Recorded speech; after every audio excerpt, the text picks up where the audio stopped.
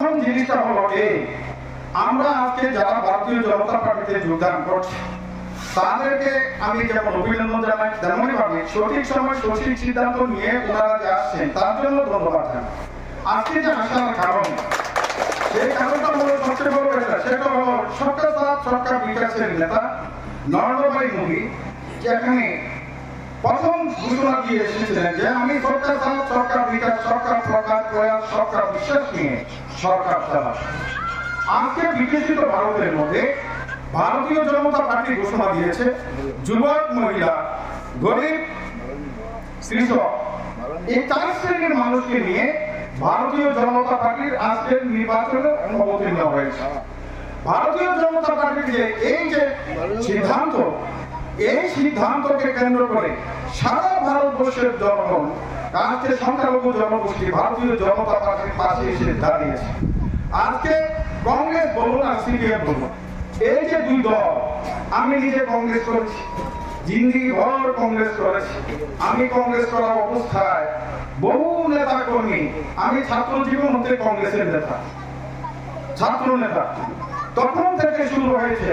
মেহবুব রহমানের হত্যার পরে, ফরিদ খানের হত্যার পরে আমি রাজনীতিতে প্রবেশ করেছি। ফরিদ খানকে যদি না মারা হতো তাহলে আমি রাজনীতিতে আসতাম। তাহলে ফরিদ খানকে খুন করলো কে? সিপিএম। মেহবুবকে করলো কে? সিপিএম। স্বপন সিংকে খুন করলো কে? সিপিএম। মুকুল হোসেনকে খুন করলো কে? সিপিএম। সেখানে তেমনই ভাবে এখানে পরিমোশাকে খুন করলো কে? সিপিএম। ঠিক তেমনই ভাবে বহু নেতা কর্মী, বিশুদেব বর্মাকে খুন করলো কে? সিপিএম। সেখানে এই রাজ্যে বহু নেতা কর্মী ভারতীয় জনতা পার্টি তৎসময় শক্তিশালী ছিল না, কিন্তু কংগ্রেস সিপিএম এর লড়াইয়ে বহু নেতা কর্মী হত্যা হয়েছে। আপনারা জানেন মুকুল হোসেন যেদিন এখানে মেহবুব খুন হয়, সেই 79 সালের কথা, ওনারা বয়স্করা যারা আছেন তারা তো সাক্ষী আছে। নিরীহ ছাত্র তাকে খুন করে দেওয়া হলো, এর আগে শঙ্করজনের তোকে খুন করলো। ঠিক তেমনই ভাবে সারা ভারতবর্ষে সাথে সাথে ত্রিপুরা রাজ্যে সিপিএম এর রাজত্ব ছিল। ত্রিপুরা রাজ্যে সিপিএম পার্টি ত্রিপুরা রাজ্যে প্রতিটা কংগ্রেসের নেতাকে বেছে বেছে ছাত্র নেতাকে ওই সময় খুন করা হলো। সেই খুন করতে করতে এক সময় গিয়ে দেখা গেল কংগ্রেস আর সিপিএম এক সময় কংগ্রেস শক্তিশালী হলো। 88 সনের আগে 85 সনে কংগ্রেস শক্তিশালী হয়ে গেল। স্বপন সিং হরিপদ বৈষ্ণবকে যখন খুন করলো বৈরিক বাজারে, তখন অর্জুন ভূমিকেও কংগ্রেসের তারা খুন করলো।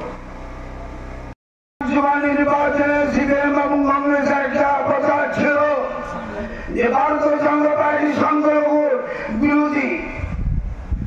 কোথাও কোন সংখ্যালঘু কর্মসাগর থেকে কোন জায়গাতে যেতে হয়েছে কিনা, কোন মসজিদে আজান বন্ধ হয়েছে কিনা, কোন ভারতীয় জনতা পার্টি কার্যকর্তা সংখ্যালঘু আজকে নামাজ পড়তে বাধা দিয়েছে কিনা।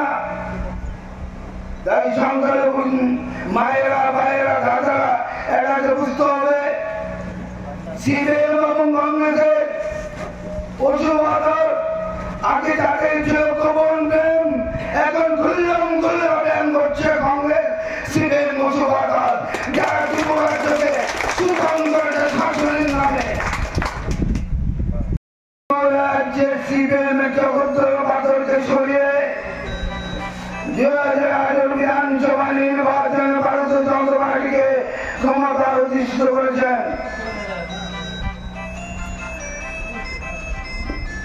নির্বাচন এসেছে, এই লোকসভা নির্বাচনে আমাদের পশ্চিম লোকসভা যিনি প্রার্থী হয়েছেন সকলের সুপরিচিত, যিনি আমাদের ত্রিপুরা রাজ্যে মুক্তির কাণ্ডারী ছিলেন শ্রদ্ধেয় বিপ্লব কুমার দে।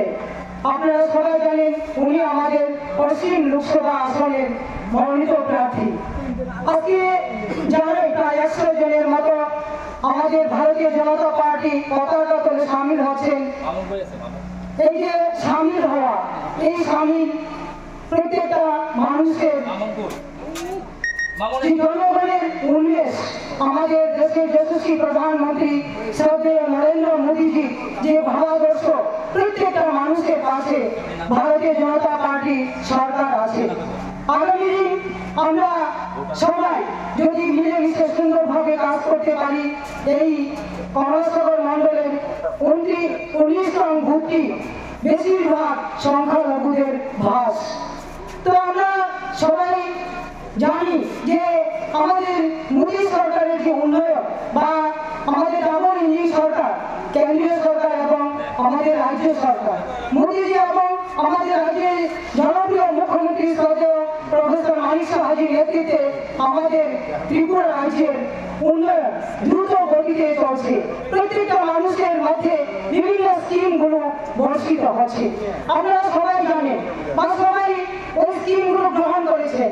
প্রধানমন্ত্রী আবাস যোজনা, কিষাণ সম্মান নিধি, সামাজিক ভাতা, তার মধ্যেও আমাদের দেশের যশস্বী প্রধানমন্ত্রী যে একটা স্কিম আছে জন আরোগ্য যোজনা, আমরা যেটা বলি আয়ুষ্মান কার্ড।